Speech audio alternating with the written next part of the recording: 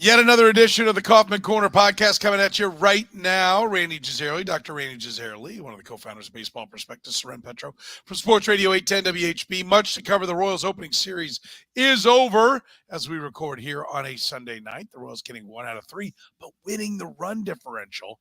3 quality starts. Some of the young bats looking pretty good. We'll talk about that. Plus a special treat. Sam McDowell of the Kansas City Star Columnist will join us to talk about the stadium issue with the Kansas City Royals and perhaps the Royals themselves in general. Stay tuned. Right now, it's time for the Kaufman Corner podcast. You're listening to Kaufman Corner, the most in-depth analysis of the Kansas City Royals, breaking down the Royals like no one else can. Kaufman Corner is hosted by Rany Jazayerli and Soren Petro. Rany is a co-founder of Baseball Prospectus, author of Rany on the Royals, and former columnist for Grantland, The Ringer, and The Athletic. Soren is the award-winning afternoon drive host of the program on Sports Radio 810 WHB in Kansas City.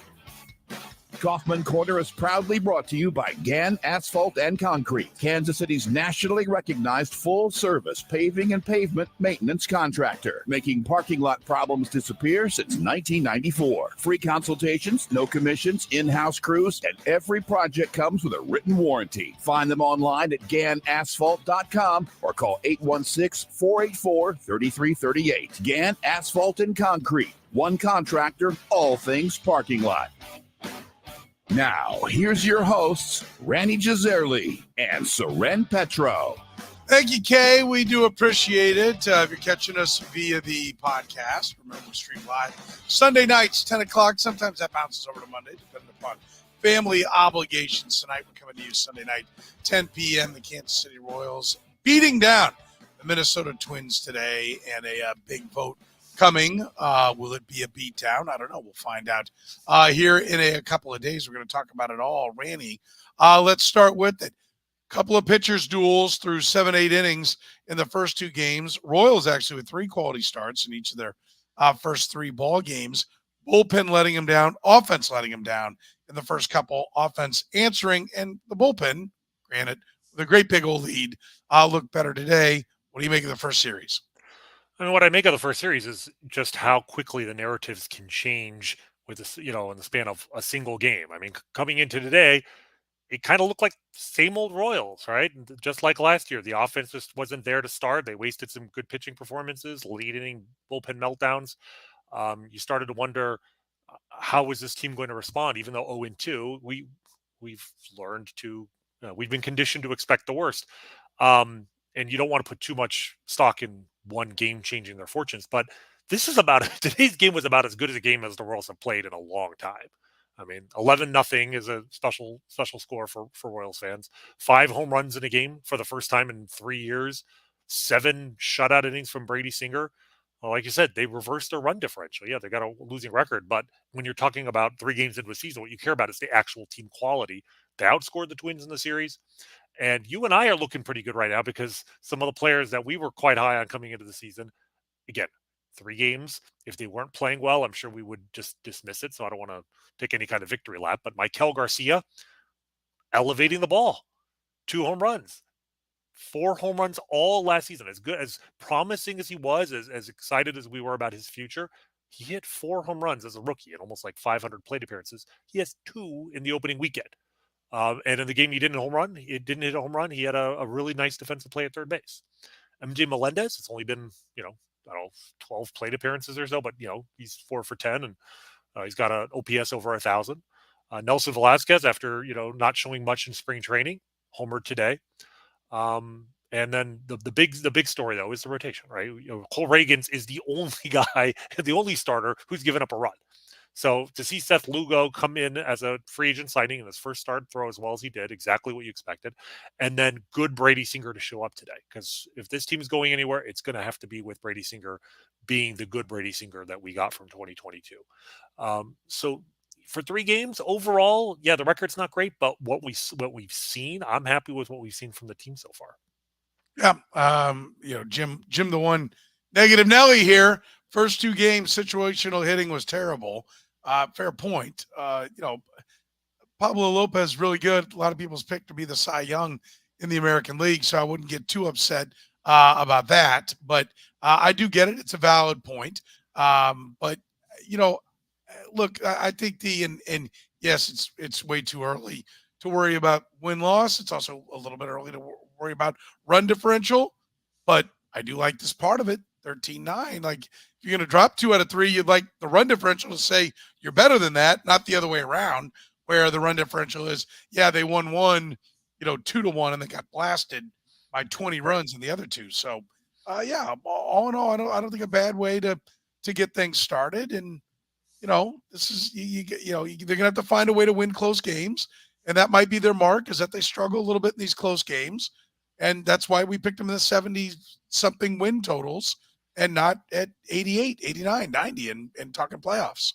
Yeah, I mean, the point about situational hitting has been terrible is just another reminder of how difficult it is for teams to control what happens in high leverage situations, right? The Royals talked about, well, it's something we really want to work on is our situational hitting, which is just a code for how do you hit with runners in scoring position, right?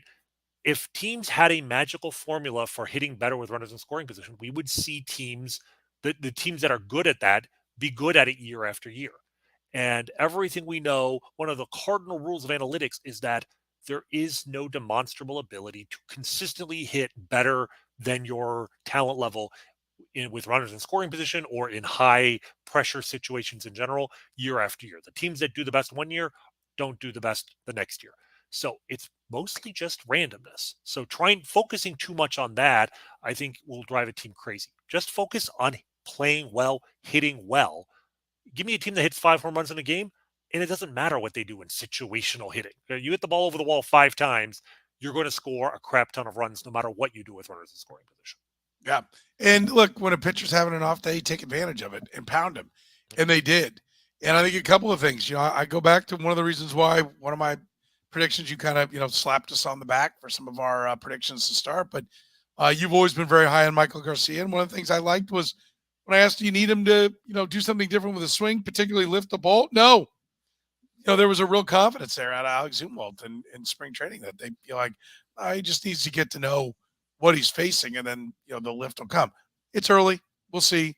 We could be sitting here on June 1st and he has 3 home runs, right? But, and I do like this point. I think this was a great one. It's, from Kansas City Moose, Vinny ice cold. When he heats, should be good times. Agreed. I think we've got enough of a track record to feel like Vinny Pasquantino is going to be a contributor to the offensive side. And I think maybe great news that Salvador Perez is still able to hit the ball over the wall, because I think that gives him trade value and or just keeps the lineup long, right? Like, that was the story today. There was no place to take a breath for Ober, right? Like, everybody was able to drive the baseball, and it looked like a full lineup that, Kyle Isbell is supposed to be your breather, and you didn't get a breather against him. Exactly. No, I mean, and Bailey Ober is a good pitcher. Like, the Royals did not destroy some guy making his major league debut, some number 5 starter. Bailey Ober had like a 3.63 ERA last year, 3.43, excuse me, and 3.21 the year before that. He's a good pitcher. And okay, he had an off day, but my God, he got destroyed. 8 runs in an inning and a third. Like you said, Salvador Perez, I mean, Salvi is the team's cleanup hitter. Like, he doesn't, if they're going to succeed, he needs to hit. We know he's maybe not the player he was when he was 25, but his decline needs to be gentle. So seeing him, just run into one, and that was a good pitch. It was a pitch on the low outside corner that he pulled for a home run. And then, like you said, Kyle Isbell, number 9 hitter. If Isbell hits at all, that defense will play. So any kind of offense from him is good. I don't think it's a coincidence that the Royals scored 11 runs in the one game where they gave Hunter Renfroe the day off. All right. Again, also speaking of small sample sizes, seven plate appearances, but he's 0 for 7. But at the same time, it's a kind of a nice sign that 2 games into the season, he got a day off, not necessarily because he's not doing well, but because Quintero is going to use his bench. He got Nick Lofton into the lineup as a DH yesterday. He got Freddie Fermin into the lineup today and moved Salvio to first base, which allowed Pasquantino to DH, which put Nelson Velasquez in right field, which gave Renfroe the day off. So we're already seeing that kind of positional flexibility from Matt Quintero using his bench players, which will hopefully allow him to kind of paper over some of the deficiencies in his starting lineup. Let me stick up for Salvador Perez a little bit, because John said, first of all, that's all Salvi does now, meaning hitting the home run. He said, he doesn't homer, he does nothing. He did have a single for an RBI, second at bat. I mean, listen, we all know the shortcomings of Salvador Perez. I mean, I don't think we're, anyone here, at least out of the two of us, is trying to say that he gets on base at a 500 clip. I mean, we know what he is. But, hitting the ball over the wall is important, and it's infectious, and it wears people out, and he does it. So, yeah, there's very much a place for Salvador Perez in baseball today when you have a catcher that can pound the ball like he does. And, yeah, I think they got to be turning cartwheels. You said it earlier, and I know everyone's talking about the offense right now because it was a big day offensively. But the story is quality start, quality start, quality start. That's the story here. That one run allowed out of their starting pitching through 3 games, and I've always felt like, and the Braves pitchers always said it, whether it was they go out and play. I'm going back to the Braves or the Maddox, Smoltz, Glavine. It was a competition amongst themselves. And I think that's where this team is now. I think there's some quality starting pitching, and they're competing against themselves and having fun doing it. And I think that's, it bleeds over. And nobody's going out there feeling like yet, because we've had some talk. Will Smith didn't look good at the back of the bullpen the other day. Somebody said McCarthy gave up a run to tie it before Will Smith got in there. Or the run was. Yeah, it was. He gave up 1 run. It was Byron Buxton hit a double. I mean, Byron Buxton. The other team gets paid to hit too. So, yes, but yeah, I mean, I think that's the best sign. What I like is, and I'm going to say this here in a little bit on Sunday Sound Off. What I like is they had a plan, right? Like they said, look, we're going to build with pitching, and then they went out and they executed it, right? And I like that it's coming in different varieties. Brady Singer, who's been good at times, has been good, and we'll see. He's got to do more than 1 start because we've seen him chase a no-hitter, right? But they went out and identified some guys and won in a trade. Cole Reagans, they made him better. They had Seth Lugo, first start. He's as good or better than what he was in San Diego. So there's I mean, would you like to have taken 2 or 3? Sure, of course. But from where this team was, 56 wins, come out of this series like that, I'll take it. Right. I mean, having competent starting pitching every day is such a treat. And really, I mean, the any success this team has is going to ride on 2 things: the young hitters, some of them breaking out, and then the rotation staying healthy, more or less, right? Because we'll find out what we have in Alec Marsh, but at least the other 4 guys are all capable of being at least average starting pitching. And if they stay healthy, and those 4 guys can give you, let's say, at least 110 starts on the season, and you can find a 5th starter, whether it's Alec Marsh or Lynch or someone else steps up later in the year, they're going to be in games all year round. And that, the fact that they went out and, like you said, not just signed 1, but 2 starting pitchers from outside the organization, Lugo and Waka, it's really interesting because Lugo is known for his curveball. Singer is known for his slider. Waka is known for his changeup. So all 3 kind of have a different out pitch that they are most famous for. So every day you're getting a different look if you're an opposing team.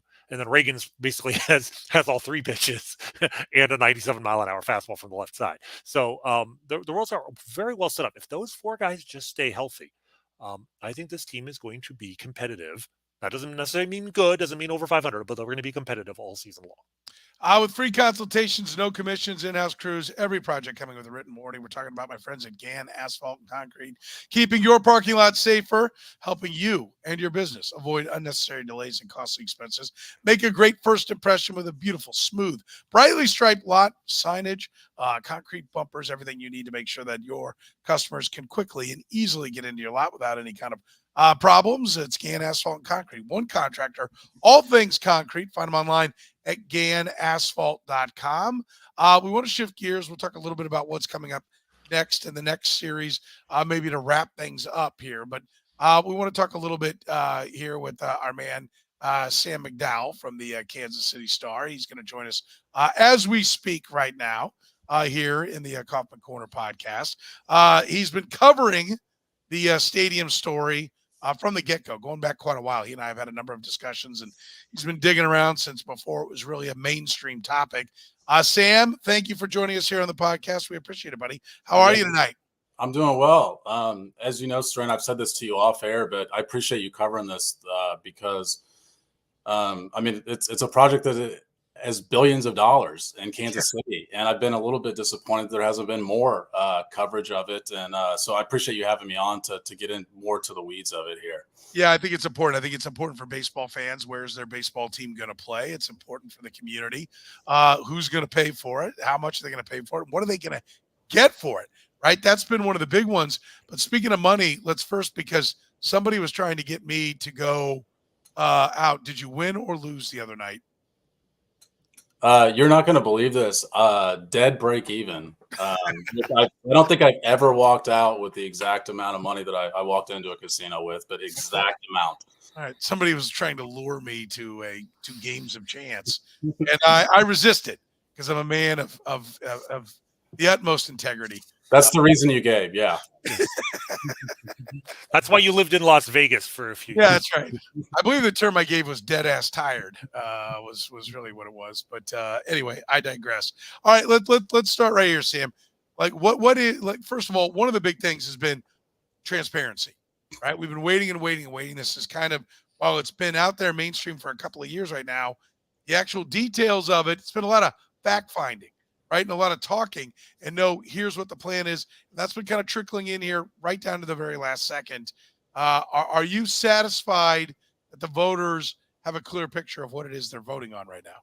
No, I mean, I think that's the biggest question going into Tuesday is that, I mean, this campaign has been a campaign of trust us, we'll get this done. And a lot of this stuff should have been done before the vote happens. I look at 2 primary reasons that I say that, which is, the way you said, they haven't provided enough details before the vote. And then it's been a moving target. I mean, I think voters are confused right now, and that's at most to blame is the Royals. Obviously, they have the more ambitious project. There's the ones that's going downtown that affects the landscape of downtown. If you remember, that was how this was originally billed, was it's going to be transformative for downtown. And now the campaign is, this is the only way you get to keep us. That is a radical change from start to finish. And I think it's provided voters a really difficulty in finding what they're supposed to latch onto. This is why I want this to happen, or this is why I don't want this to happen. And I know we'll get into more details, but the headline items, to me, that's been why this is going to be a really tight race on Tuesday. But is that just tactics? Is there, are we kidding ourselves if we thought it wasn't going to come down to a scare tactic when it's all said and done? And to their credit, they're not talking about Nashville coming and taking your Royals, and I don't even know where the NFL would go at this point. It's San Antonio taking your Chiefs. They're putting the fear in that Jackson County will lose the Royals, right? Like it should be, or really more. I think most people feel like would lose the Chiefs. I know you bring that up, but should we really be shocked? Are we acting like children if we didn't think that was coming down the road? Well, I just think it's such a stark contrast from the way this started, which was when I mentioned the transformative nature of what it could do to downtown. That is a message of hope. This tactic now is a message of fear. And look, I mean, there's people involved in the campaign now to where if you look up their background, that probably shouldn't surprise you that it's turned to this. But it's not the way that I went to all these listening tours when they tried to introduce this project to the public. And it was a hell of a lot different than the things we're hearing now. And that goes back into what I said at the top, which is it's been a real moving target from start to finish. And when I say finish, I mean 6 days ago, this project took on a pretty significant change. So, Sam, I'm coming into this as an outsider. Obviously, I don't live in the Kansas City area, so I have until recently not been following it maybe quite as closely as I should as a Royals fan. I mean, selfishly, look, I'd love to have a great new ballpark to come visit. My taxes won't go up, but my impression, having taken all this in, is like you said, is that it's not that there isn't a goodwill in the city for fans that want a new stadium, that they're willing to consider that possibility. It's that they don't know what they're voting on. But why do you think that is? Why do you think that the Royals have not? Is it a matter of just kind of being slapdash and just not being prepared? Or is it a matter of they're trying to hide something? It just seems to me strange that the Royals would have years to prepare for this kind of proposal, this presentation to the public, and not give more details about exactly what it is that they want. Yeah, I mean, I think it's a combination of both, but I would heavily weigh it towards the former as far as from covering this for as long as I have, I've assessed that I believe that the Royals thought this would be easier than it has been. That maybe, people like us wouldn't be demanding as many details as we have been. So look, I mean, it's a difficult thing because I do think that John Sherman has the best intentions for a lot of this stuff that we're talking about, not having the details. But you've got to provide pen to paper, and people need to see what exactly, as you mentioned, Rany, what exactly they are voting on. And it's been a difficult thing for people to grasp. But just to go through a couple of the details, we still don't know what the city and state contribution is going to be to this project. We don't know exactly how these stadiums are going to be fully funded. That's crazy to me before the vote. They just switched the site in February. And so that site has businesses there. We don't know exactly how they're going to go about acquiring those businesses. We don't know what's going to happen if they're unable to acquire those businesses. I did have a conversation with the mayor yesterday, and he says he doesn't envision using eminent domain. That doesn't give the Royals a lot of leverage in these conversations with these businesses. What happens if they're unable to reach agreements with those businesses? We actually, as of 6 days ago, don't know exactly where the stadium is going or how it's going to look or the dimensions of it. The most recent renderings we have of the stadium are now old. We don't, and I understand projects change, but the Royals would like to build that as saying, well, we listen to the community, and Oak Street now needs to stay open because now all these businesses east of Oak Street will be unaffected by the project. That was a request that I know was made by the mayor weeks ago. This was not this is not something that arrived at their desk last minute and they said, okay, we'll listen to that, we'll do it. This did not need to be an 11th hour switch. And if this site had been, I always go back to a year ago, I wrote about this Crossroads site because the owners of the former Kansas City Star Press building came to me and said, we're trying to get the Royals stadium here. And I called up people with the Royals, and they said, it's not a site. It's not going to be one of the 2 finalist sites. And they announced 2 finalist sites. One was in North Kansas City. One was in East Village. 6 months later, they gave themselves a 1-month deadline to pick a final between those 2. 6 months later, we heard a completely different site. And it was one that should have, if it was going to be on their final radar, it could have been on their radar as long as a full year ago. A lot of ground covered there. Couple of things here. I remember the renditions of the renovations.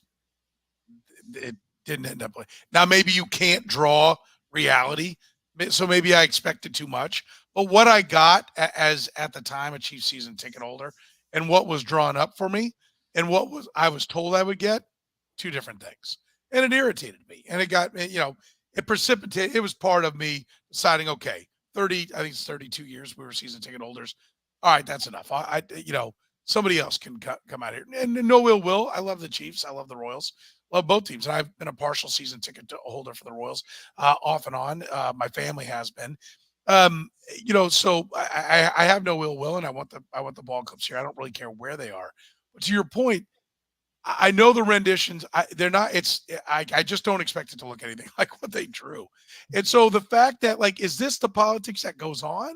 Like, at the end of the day, are we just naive and thinking they're going to give us the actual blueprint? Like, I know it's a big deal because it's news. Like, hey, we're going to close Oak.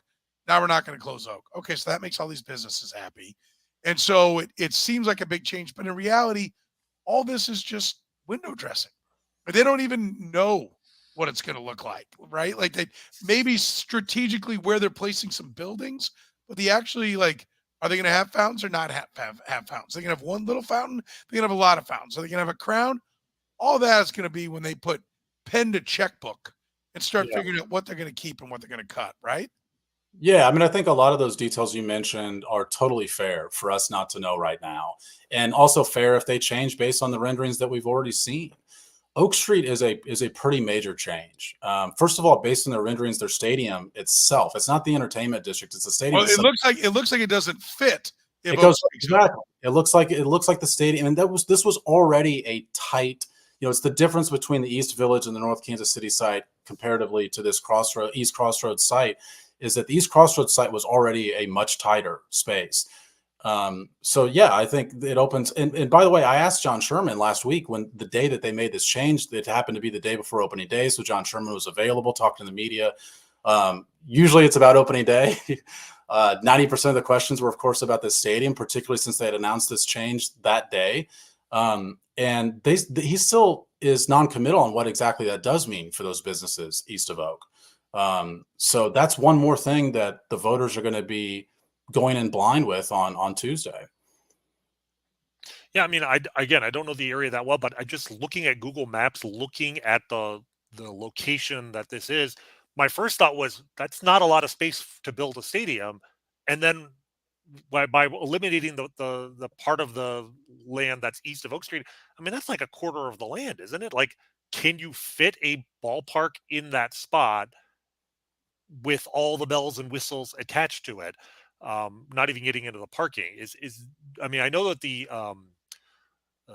capacity attendance wise for the new stadium is going to probably be less than the old one, and that is a trend throughout sports in general. I think with baseball, is you limit inventory and you can actually make the same amount of money by jacking the prices up, and you give people a better view from the seats.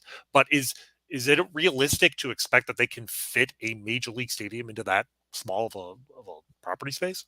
Yeah, I mean, it's not my expertise. I did ask John Sherman that question just because we had seen the renderings, and if you move the stadium just slightly closer to Grand, there's not enough room to move on the Grand side, which is on the west side, to accommodate for what you need to cut off and right. It's not just that like the stands were going over Oak Street in the renderings, like it's in play, like it's in right field there that's going over it. So I don't know what it means. He said that he didn't envision the stadium changing. It's time to bring back the Polo Grounds, guys. 250 feet down the right field line. I think we're gonna have some fun baseball here. It's gonna have to be a blue monster of some sort, I think, in right field with like 100-foot tall fence. I don't know. I mean, there's experts on these things that could answer that question a hell of a lot easier than I could. I'm just basing it based on what they had shown us. Let me offer this on that front, though. The most iconic ballparks are the ones that have kind of a uniqueness. Like you mentioned the Monster, Fenway Park and the Green Monster. Sure.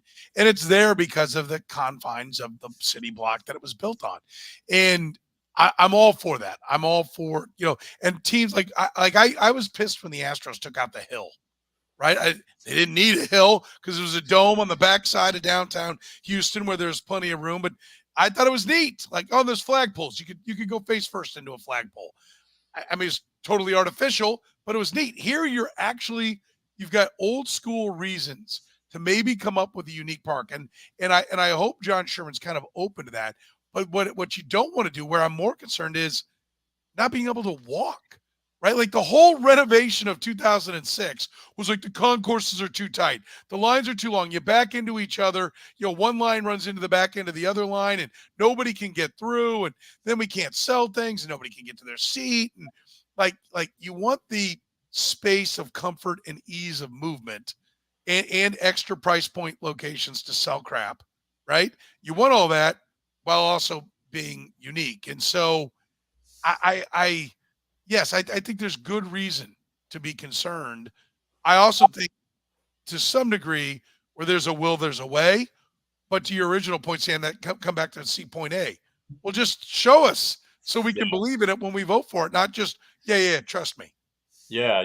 I mean, I can't really add on to that, Soren, because I just totally agree with what you said, is particularly at the end. I mean, I do think that they'll figure out a way to get that aspect of it done. It's just, to me, symbolic of the way this whole process has gone for the last year, that it was 6 days before the vote when a pretty substantial change like this happens as far as the location of the stadium being squeezed. I mean, it's going to have to fit in a tighter space than what the renderings they showed us. And like I said, it's a microcosm of the way this has gone, that we don't have the latest renderings by the time we're going to the voting booth on Tuesday. Could they just bury Oak? I basically, I remember the Twins have that. Maybe Rainey's been that. Rainey, have you been to Target? I have not. So the Twins have, what I'm told, I had no idea about this until this Oak Street thing came up, to where I think there's like a street that kind of goes under the field and right in one of the outfield spots. And so I've asked about that.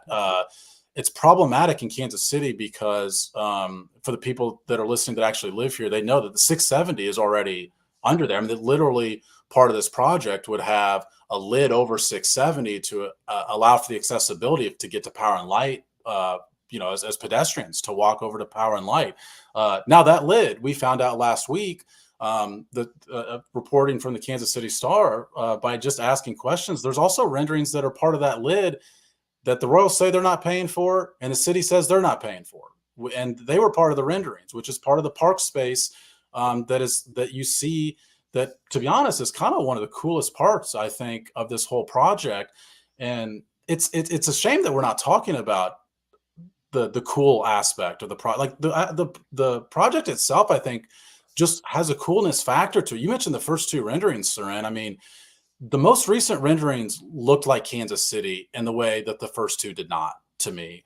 It had elements of Kansas City in the backdrop. There's sort of a cutout in the outfield so you can kind of see through some spots. And then you've got the connectivity over there to Power and Light. But it's one more thing that we don't know who's going to pay for an aspect of it. And like, the lid is being funded in part by the city. The Royals have an extended, I think it was an extra 2 blocks to accommodate exactly where their stadium was going to go. And that's what the city had told us. The mayor's office said, we're not paying. We don't have plans to pay for that. And the Royals say that they don't have plans. Well, and the bulk of the lid is federal money, right? Is it, if I'm not mistaken? There's a lot of federal money that's going to go to cover that part of it. And that was the idea. And listen, I go back to, I've told this story a number of times in talking to local politicians that were involved in the conversations with the teams back when the renovation came about. And what I would term Plan C at that time was downtown baseball for the Royals, new stadium, and building a new football stadium in Kansas at the K10 and Bridgeview area, which is, people know, we're at Family Leisure. Great plug, friends of the pod, Family Leisure, and there's now a soccer complex there. Well, that was the area, and I was told by people that Lamar Hunt told them, like, listen, you're down the road, our focus is here, but we get to the third rendition, that this is where we would go. He said, when you start thinking about things, make it as big as possible. It has to touch everybody's lives, and I think that's what this site. I think we saw polling that people wanted to deny. North Kansas City was not going to pass. Nobody living out in the outskirts of Clay County were going to vote for it. It's a full cent tax up there, so yeah. Right, and so they weren't going to vote for it, so that went away. Nobody liked the plan that they saw for what was going to be the East Village. They're like, well, where do we go now? And they already know that they've got 25 to 40% of the population. They're going to vote no because they don't go to baseball. They don't want to be taxed to see it, or football. And so so you got to find a way to bring people in. And that's what the park space does. It is vital to making this. And you're right. It gave it the coolness factor of having a park in downtown. Is Central Park. It's not the size of Central Park in Manhattan, but even, what's the big park there in Chicago, Rany? Millennial Park. Yeah, Millennial. In Grant Park. We have lots of parks. You got a lot of parks, but there's one where they have concerts and everything. And right. Maybe you don't all of that's them. Millennium Park. Okay, and that's a great nice green space within the concrete and steel structure that makes it. It's the river going through Chicago is another great area to have the river and see all the great buildings, but also see some natural elements to it. And so the park was cool, and so they're grabbing onto all these elements. Okay, you want it closer. We can't give you a view of downtown because of the direction we got to face it, but we give you a little bit of a view of downtown. What is amazing to me, what would put this over the top? And there's billions of federal dollars there. Every time, and I just drove through downtown each of the last 2 Fridays at like 1:30. And I was slowed to 10 miles an hour to take 71 through downtown and come out onto 35. Because it is this hodgepodge of left exits and right exits and down to 1 lane and then to 2 and to 1. If they would simply figure out the whole loop, at least the loop on that southeast and east corner, which also goes by the current stadium, then everybody would buy in. If you had your Boston Big Dig in addition to ballpark and beautiful park space, then this thing would pass. But that would take, I don't know how many more billions, and I don't know how much more coordination with how many more people, but that the park space is clearly there to try to get people who have no interest in seeing a baseball game to vote yes. Yeah, I mean, I'm interested as far look. I mean, I think a chunk of whatever the city eventually does have, and particularly the state, would be some highway access. And that goes for the Chiefs project. We haven't talked much about the Chiefs project, but one of the things about it is it's been consistent. I mean, you mentioned the polling. I mean, we all know what would happen if the Royals were going into this vote alone without the Chiefs. Like, the Chiefs are tasked with trying to get the Royals across the finish line. But Soren, you had a phrase there that what it would take to, this is what it might take to get it to pass. I really think the answer to that is simple, which is time. It's unfortunate that this is taking a long time for the Royals to get to this point. And look, it should take a long time for the Royals to we don't want this project to be rushed. But despite, it was 16 months ago now that they went on these listening tours unveiling this project, and it still feels rushed. We're 2 days out, and it feels like this is all being rushed together because it was 14 and a half months that they took to pick a site. It was 5 months after they self-imposed their debt. None of us said they had to announce the site by the end of September. They said they were going to announce the site by the end of September. It was 2 days after the Super Bowl in February. And in September, the Crossroads was not on their radar, which is another thing that they haven't explained for why the Crossroads suddenly re-entered the equation. There's certainly some theories out there when you talk to a bunch of people. But I just... Which are what? Look, I mean... Give me the Cliff Note version of the theories of why it changed. Mine is that the other ones weren't going to pass. There's certainly a major developer who's done a lot of work in Kansas City in the Cordish companies. They were part of some meetings, I was told, with the Royals, as I think it was last November, December-ish. The Cordish companies the developer of Power and Light. I don't think that Power and Light was real gung-ho about having another entertainment district in East Village that was a few blocks away. It seemed to be like that could cannibalize their own district that the city is still trying to pay off, as opposed to having something that could more feed into Power and Light. But to be honest, that's one confusion I have, is this was part of their rationale, was saying this is going to be complementary to what already exists in downtown Kansas City with the Power and Light. I'm surprised that the price tag of the district, the ancillary development, is the same, because I thought a lot of the aspect was you're going to build your whole entertainment district, and we still don't even know exactly what's going to go in the entertainment district. I asked John Sherman last week, I said, are you guys even calling it an entertainment district? He kind of said, not really. And he actually said that there's still some elements of that they're figuring it out. That is less obligatory to the voters because they're not technically paying for that aspect of it. But I do think it would sway, some percentage points of the vote if the voters were perfectly clear about what exactly was going in there, what would come if the thing that they were paying for was coming as well.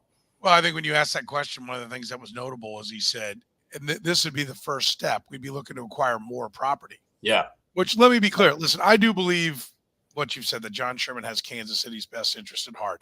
And I think he believes, now it's up to the other, right now it's up to Jackson County only to decide if they agree that this is what's best. But I know he believes this is what's best for the city. I also know he is going to become a real estate mogul in downtown Kansas City with this deal.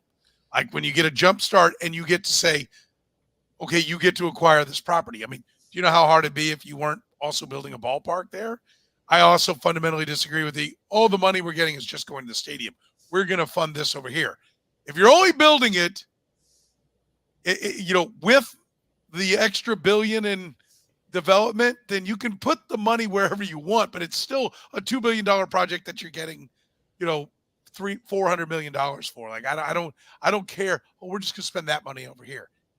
No, because if it's a no-go without your personal development, which is going to only make money for you, then you're getting money for it. But, so these are the things that are at conflict here, but they're at conflict on every business, right? The businesses that are going to be uprooted, they're not paying full taxes. They're on TIFs. And I mean, like, this is how it all works.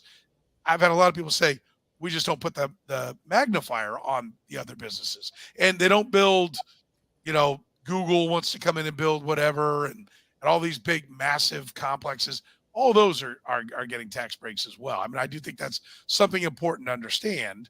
Well, yeah, I mean, I'm sorry to cut you off there, Soren, but that is an important point to make. And the reason that's an important point to make is a lot of the dissent for this project is coming from people that are tired of this. I mean, it's people that did, protest the Google acquisition that the Google movement that we saw just announced. What was it? A week and a half, like 10 days ago now. Yeah. It's people that have protested against McDonald's, and it's just that deals with the CBA and people trying to use this project to actually enrich the lives of people that need to be uplifted the most.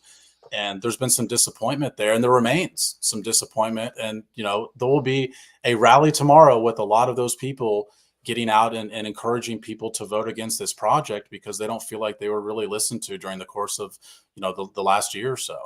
I want to throw one more thing out here because we talked a lot about the Royals, and you talked about how the Royals are changing the structure. You said that that's the big component here because they're changing the shape and landscape and face of downtown Kansas City and displacing other businesses. The Chiefs portion is just the same space being tweaked and really, not a whole lot of changes even to the face of Arrowhead Stadium.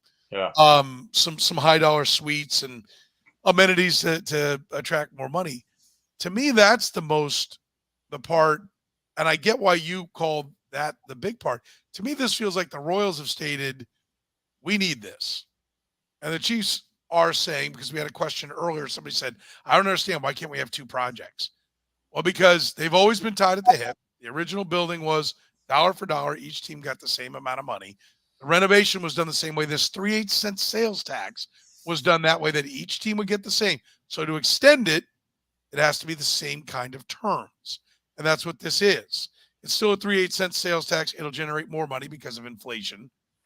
A loaf of bread, 3/8 on a loaf of bread is now more, right? Yeah. Like, so it is more money than what they got in 06.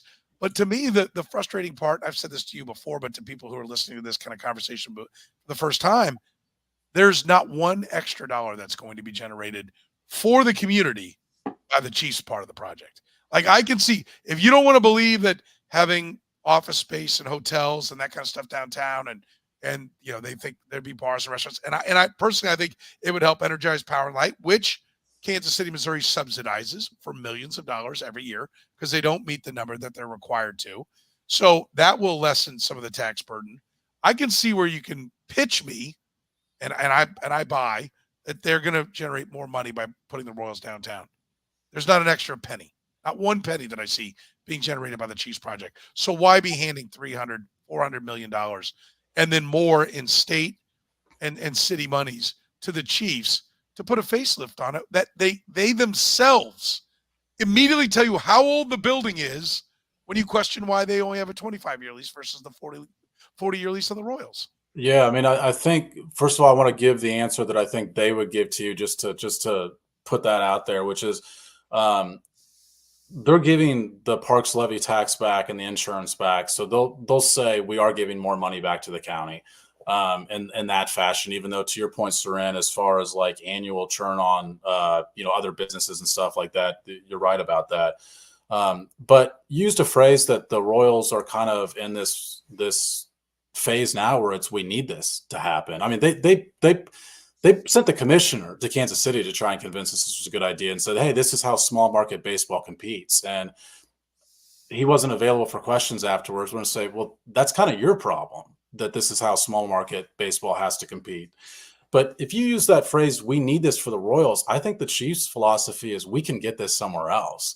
And that somewhere else is probably half an hour down I-70. I don't know what the Royals' plan B would be if this does fail on Tuesday. And look, it's within the margin of error right now. There's a lot of people involved in this that I have conversations with, people that want this to pass, a lot of conversations with people that do not want this to pass. And they all say the same thing when I ask them, is this going to pass? I don't know. It's the polling shows. I mean, the polling on this is difficult as a tool to assess what's going to happen because the nature of who they're calling, the fact that this is all about turnout. I mean, most typical turnout, I think, for April elections is like in the 8 to 10% range. We're going to get a lot more than 8 to 10%. The early voting is already As of Friday, when I called up the Jackson County Election Board, and there's a little bit of confusion because the Jackson County Election Board and the Kansas City Election Board will both be taking in votes. But Jackson County had already had like 5,000 walk-in votes. And they said that so far exceeds what they get in any other April election that they thought it could be up to like, in the mid-20s on a turnout. So I think that's potential that I don't know the history well enough to probably say this in the way I'm going to, but I think it's potentially a historic turnout for like a non-presidential race, an April ballot issue. And that's what's going to swing this, is who actually decides to go and vote. I mean, heck, that is the relation to real politics too. I mean, that's what sways most elections. So, you kind of touched on it there when you said that you don't know, or the Royals themselves don't know what they're going to do if this doesn't pass. I kind of want to touch on that because, the nice thing about this from the Royals' point of view and the Chiefs' point of view is how simple it is to present it to the populace. It is an existing 3/8 sales tax that has been on the books now for 20 years, that paid for all the renovations for the current stadiums, correct? And what their pitch is simply your taxes, no new taxes. This existing tax, which is supposed to sunset, I believe, in 2031, will simply be extended another 35 or 40 years. 40 years, yeah. But it's exactly like there's no change to the tax base that we have right now. Obviously, if they have to go anywhere else, that it's going to present, you're going to be bringing a new tax to a populace that isn't already paying that tax. The fact that Jackson County is already in bed with the team makes it a much cleaner sell. Do you get the sense that, because my sense is if it doesn't pass, it's not a wholesale rejection of the population saying we refuse to give the Kansas City Royals a new stadium. It is a reflection of we don't know what it is we're voting on. Come back to us. Like, you could certainly take it as a statement that you need to come back to us with a more fleshed out plan and we'll consider it again. Do you think there's a possibility that even if this doesn't pass, that the Royals can use that as an opportunity to say, okay, we understand why this didn't pass. We'll come back to you in a year and we'll present a fully formed stadium proposal that they probably should have done all along. Is that something that you think is likely, or do you think that they're going to move right away to considering other sites, potentially moving across the border into Kansas? It would require some self-reflection that I haven't seen in the last year. But you're exactly right. I mean, I think if this happens to fail, that it would not be this rebuke of giving. I mean, look, there's a faction of this voter base that is always going to vote against giving, taxes to billionaires, as they phrase it, that will always vote against it. I don't think that's what's going to ultimately be the deciding point of this election. I do think it's going to come down to this litany of stuff that we've already had this conversation about. And I think if it fails, the teams would need to be honest about that being a major reason for why it failed. Because if this fails, it's not going to fail by 10 points. So they would lose something in the margin that they would have to ask, why did we lose that something in the margin? I do, Soren and I talked about this on the show on Tuesday. This is a new tax. If I was part of the campaign, I would sell it the same way they're selling it and saying no new taxes. This tax was going to expire in 2031. Now it will not. It was never going to be on the books in 2032 unless you vote for it. It's why we're having a vote, because it's a new tax that is currently not on the books. As far as selling it somewhere else, I actually think it would be an easier sell. And the reason I say that is because I don't know.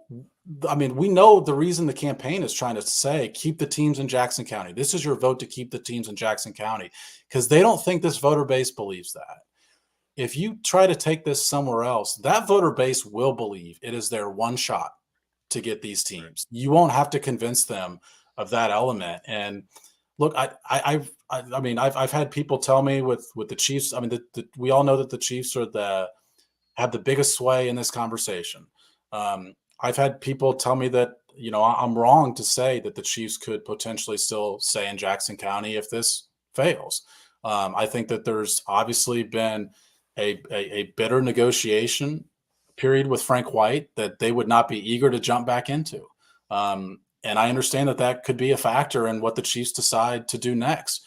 With the Royals, again, I mean, I don't know that they would be as heavily suited as the Chiefs would. It's not to say they wouldn't be suited at all, but I don't think that the guys across the border would be saying, "My God, we gotta get the Royals tomorrow." And they might. I mean, that still, I think, would be part of their plan. But the strange aspect of that is this whole project is convincing the voters why these two teams should separate. If they both decide to try Kansas, if this fails, they would be saying, take us together at whatever the site might be. And it's like, isn't that exactly what you guys were trying to get out of over in Jackson County? The conversations I've had, if this fails, the next, whatever's next, one will be here in Kansas City. There's not going to, I don't think either one of the teams are going. I won't say ever. It's never a never, but I don't think they're going. I think Plan B will still be in the KC metro area, but they won't be joined anymore. And I think that's long overdue.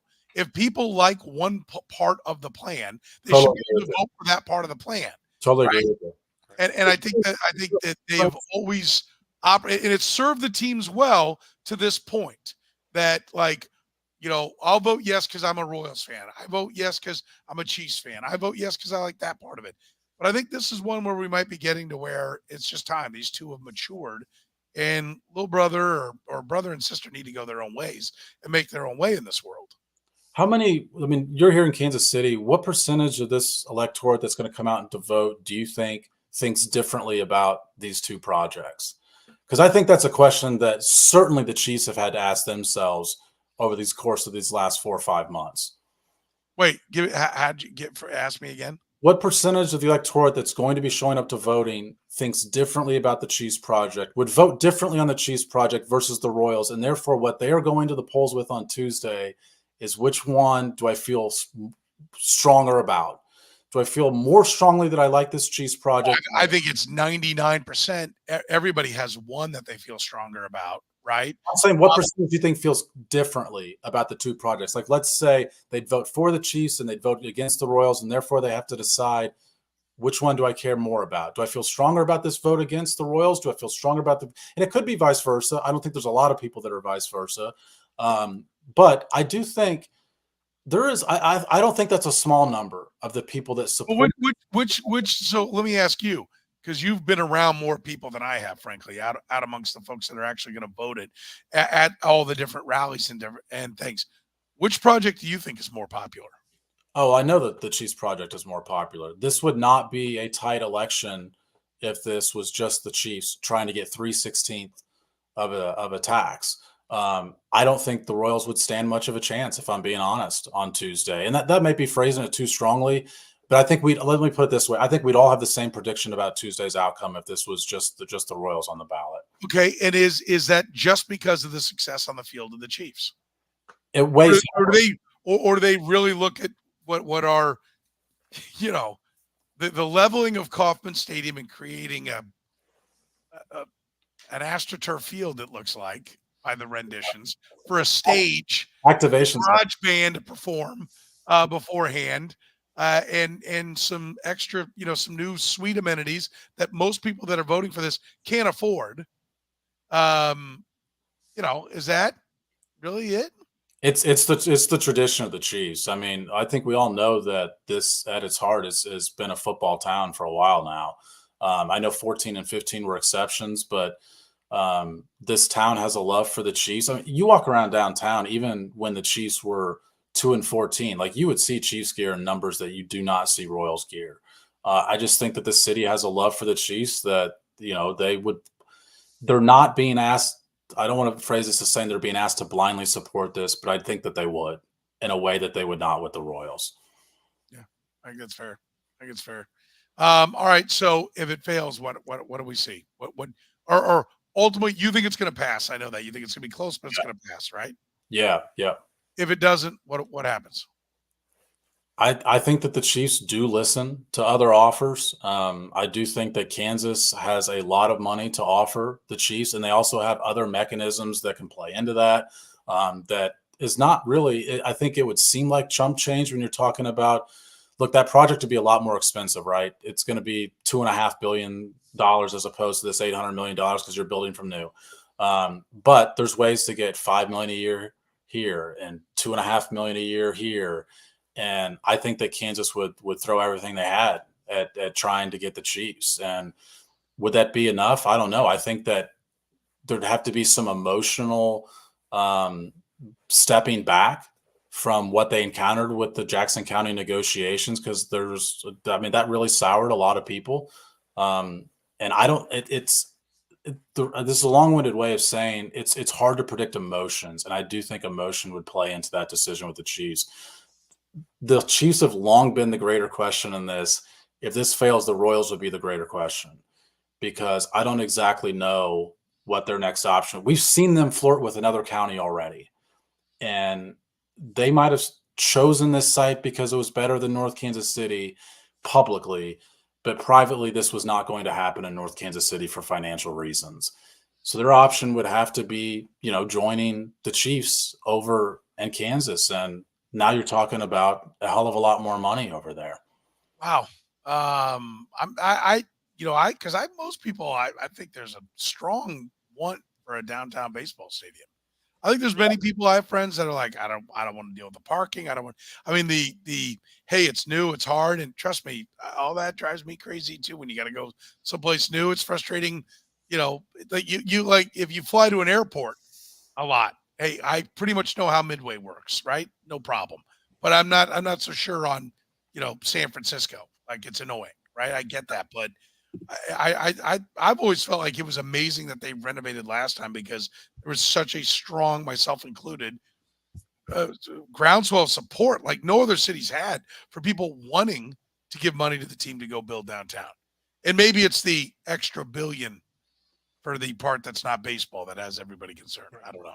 Let me just say something. Sorry, Rany, to cut you off there, but let me just point out that I asked Mayor Lucas this question yesterday because he's not been part of the campaign. He's not part of this. This is your way to keep the teams in Jackson County. So I asked him what happens, because I've long thought, okay, now we might really see the city step up if this fails, and rather than this going through the county, we might see something going through the city. So I asked him about that, I want to get. He's got to say no. I want to get to the more specific. Oh yeah, by the way, if the county doesn't do it, we'll be here to bail him out. That's not going to be his answer. He did say, well, I know this, that the vote fails and the teams, for example, come to Kansas City, Missouri and say, well, do you have the money just to keep us here forever? Is there an investment you make?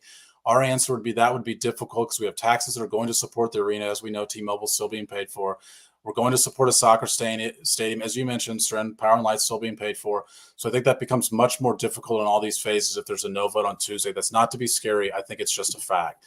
I do think we'd see the city get more involved, and that's an aspect that I should have mentioned initially. But I think that the city becomes a heavier player, and they've been heavier players than this, even though Mayor Lucas hasn't been publicly out front on this.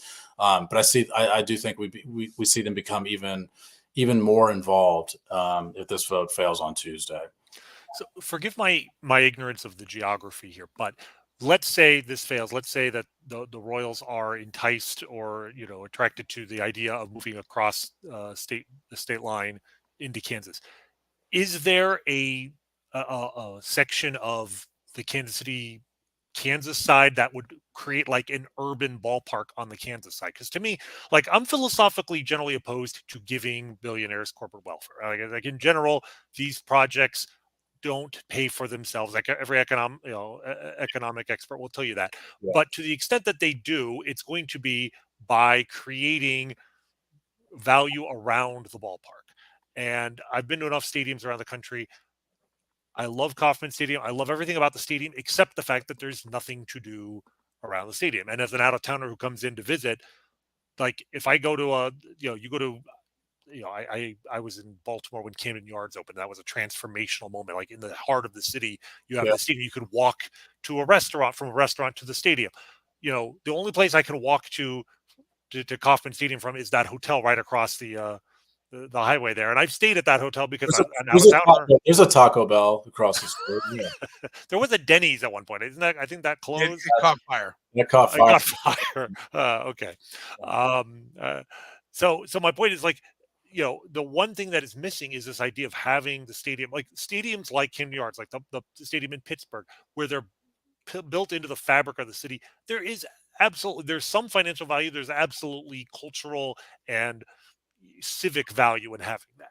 If the Royals go ahead and build a stadium that is not an urban ballpark, that is built into the fabric of Kansas City and the people, then what's the point? Like, I feel like if you're going to move to Kansas and it ends up being just another suburban ballpark, but this time it's on a Kansas City suburb, a Kansas suburb instead of Missouri, then I feel like that you're spending all that money for nothing. So is there a spot where they could put this on the Kansas side of Kansas City that would still give you that kind of urban vibe, but just being paid for by a different polity?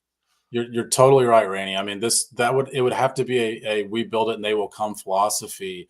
And what's most evidently striking against that narrative is that the Chiefs do not plan to develop around Arrowhead Stadium, even if or when the Royals leave and vacate the premises and they get it all to themselves. So the Chiefs are telling us that, I mean, look, I've been to all but like 3 or 4 NFL stadiums, Lambeau, Foxborough, these ones that are kind of out, not in downtown areas. They have created these, districts around that are mall-like, really. I mean, there's tons of stuff around those 2 stadiums. The Chiefs aren't doing that. I mean, they don't think that area is ripe for development. And you also come out of Lambeau, walk across the street, and you're in the neighborhoods. I mean, yes, this thing was the idea. Then was, but we have all this land. Let's get all the parking.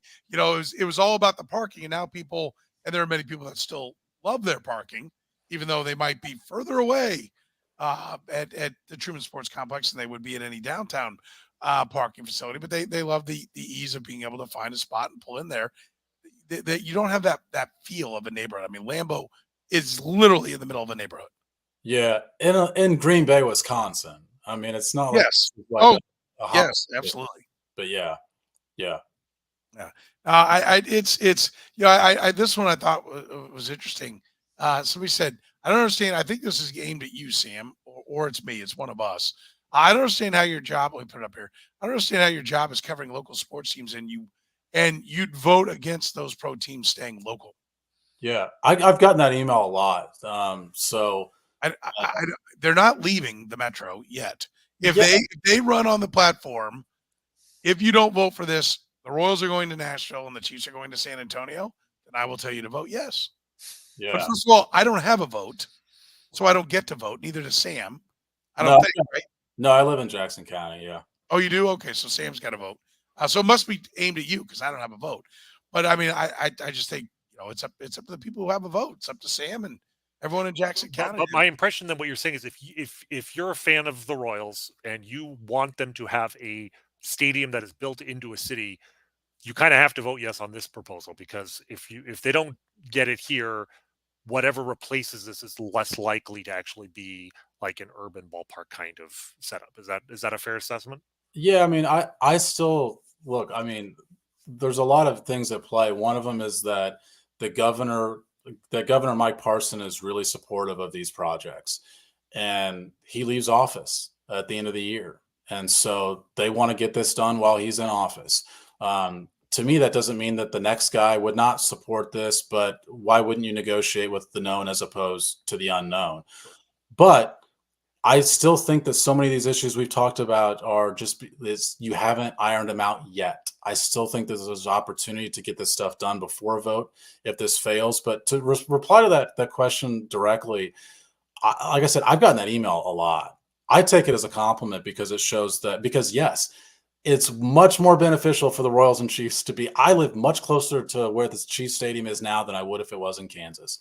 I'm about 15 minutes from the stadium, and I go there 3 or 4 times every week during the NFL season. I would much rather the Chiefs beat Arrowhead personally for me.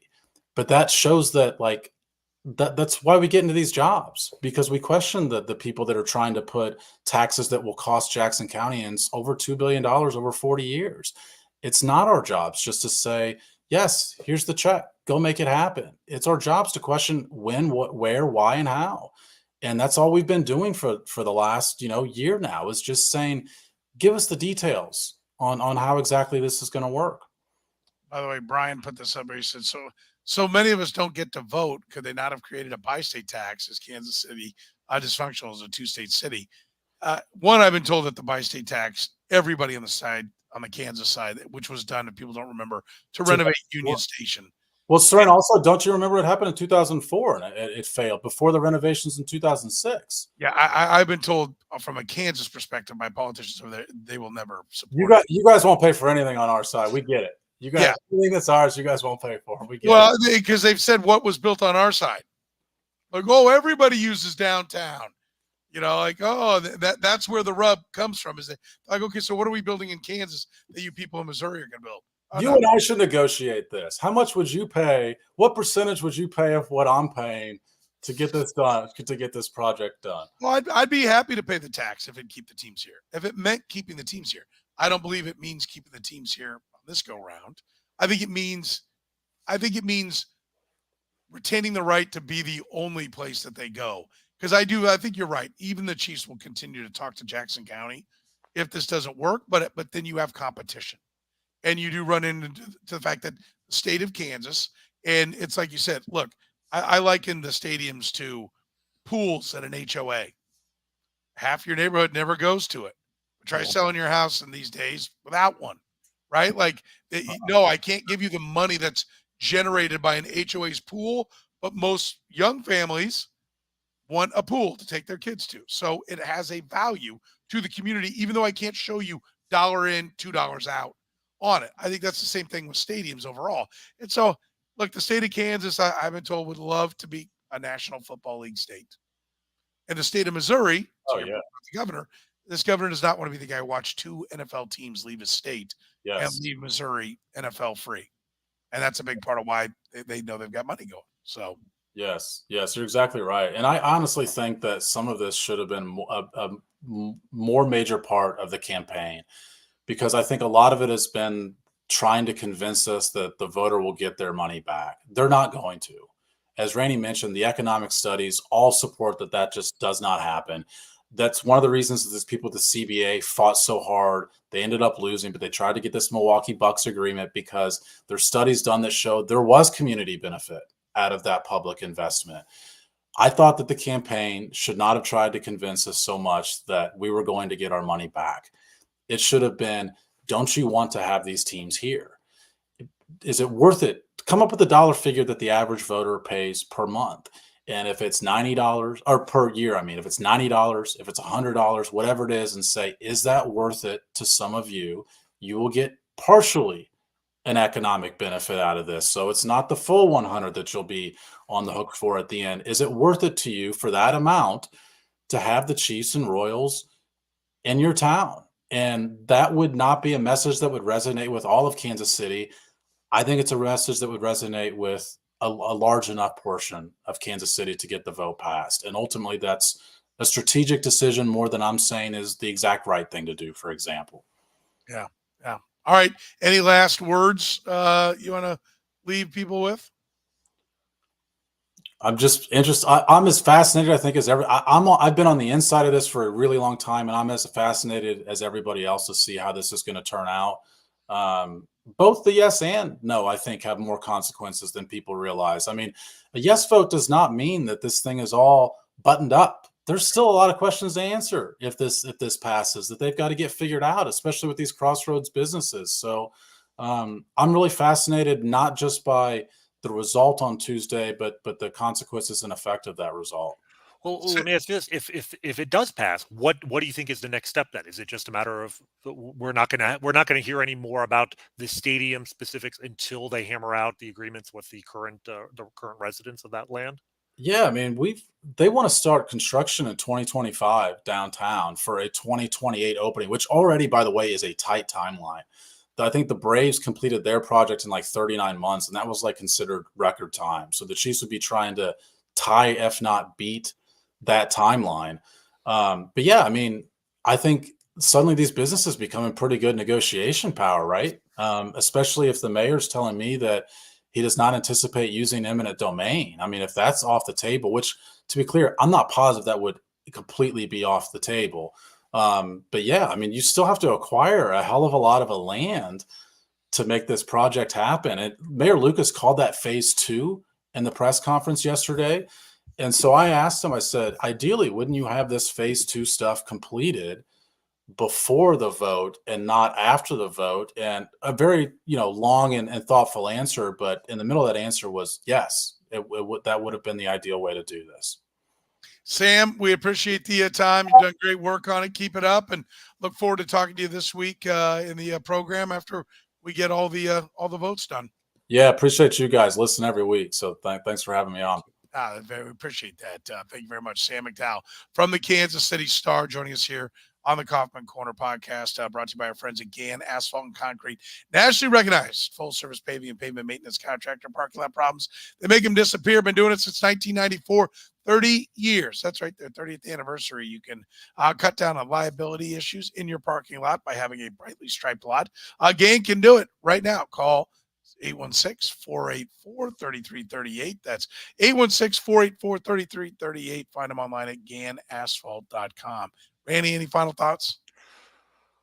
I will say, if it'll be, even though, I'm philosophically opposed to, this much taxpayer money being spent on a project like this, part of me, feels like if it doesn't pass, it's a shame in the sense that it won't be because there isn't a public will for it. It's because the rollout of this, both from the Royals and to some extent maybe the Chiefs, but particularly with the new ballpark design for the Royals, the rollout was just done in such an amateurish fashion, and they kind of have no one to blame but themselves for that. So if it passes, we'll forget about all of this. But if it doesn't, I hope that they look at this not as a wholesale rejection of the idea of building a stadium, but just kind of a sort of a encouragement from the voting public to come back and you do better next time and come back to us. Because like you said, the value here is not the economic value. You're not going to make the money back. And I'm kind of, offended when teams try to pander to the public and say, oh, this will pay for itself. It won't pay for itself. What it will do is it creates civic value. And I know that Kansas City has as much civic pride as any metropolitan location really in America. I see that as an outsider. I see that. I don't see that kind of pride in being a Chicagoan that I see from Kansas City. No city really has that. It's very, it's very special what you guys have in Kansas City. And I think that is the reason why people are willing to pay, knowing it's not going to pay for itself, knowing it will hurt them a little bit at the pocketbook, to have these two major league franchises, have their new stadium. But the pride in having those teams in town is enough to make people pay for it. But they want to know what they're paying for. It's the show me state. I don't know if the Royals have shown the people enough. So we're going to find out on Tuesday. Yeah, we are. And I love this. Sam's I missed it. Sam's the very best. And then, very clumsy. Which is it? Oh, no. Clumsy was the rollout. Sam is the best. I got it now. I got that. That's great. That's absolutely fantastic. Our thanks again to Sam McDowell for the Kansas City Star. And we'll find out. We'll talk about it when it happens. And, of course, hopefully we're talking about the Royals winning. They had a big win today as we record tonight, 11-0, and onward and upward, hopefully 3 straight top-notch starting pitching performances. Reason to be excited. Hopefully we'll be excited, whatever the outcome is with the vote. For the good Dr. Rany Jazayerli, I'm Soren Petro saying thank you very much for joining us here on Kaufman Corner.